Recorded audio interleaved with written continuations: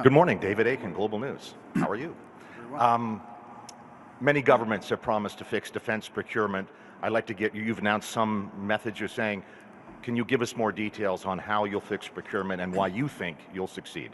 I think the, thank you for asking a process question, because sometimes at the core of government, we really do, in fact, all times, we need to distinguish between announcements and what actually happens and how you actually get results. So this is very much, a lot of this is about process.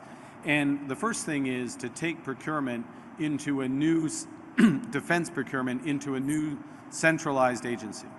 So that there's a focus on delivering the security that Canadians need with the equipment that we need, to provide that agency with greater powers and flexibility so that there are exceptions, for example, with respect to the level of competition that's required in terms of defense contracting, speed with which contracts can be struck, integration and a priority put on Canadian suppliers and Canadian supply chain that's going to deliver it, and then as well integrating, and this is one of the points I made towards the end, and this is, I think, very important, integrating with the new approach that's being developed in Europe, in the European Union, so-called Rearm Europe. It may be rebranded, but Rearm Europe, which is a major defense initiative.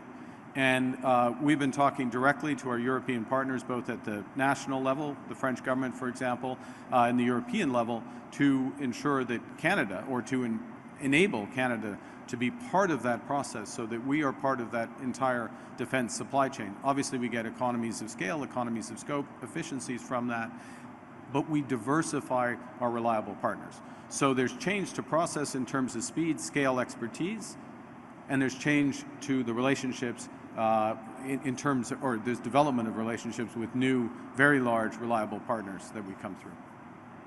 Follow-up? Campbell Clark, the Globe and Mail. You've talked about a made-in-Canada defense procurement. You've put the F-35 acquisition under review. The CEO of this company, Bombardier, has raised concerns about that, about losing reciprocity and access to the U.S. market for their products. There's a U.S.-Canada defense agreement that allows Canadian companies to bid on U.S. military contracts. So will your policies lead to Canadian companies losing access to U.S. defense bidding? That's, thank you, Mr. Clark, for that question. Look, the intention is not for that, but the intention is also to recognize, and our duty, I think, is to recognize how the relationship, both economic and defense and security relationship with the United States, is shifting. As there's greater emphasis in the United States on domestic industrial strategy and a host of areas, that has implications for the way we approach our defense procurement. There's an enormous opportunity as well as we dramatically increase our defense spending to ensure that as much as possible we have the maximum economic benefit here in Canada through great companies such as Bombardier, but many others from CAE and others across the defense supply chain.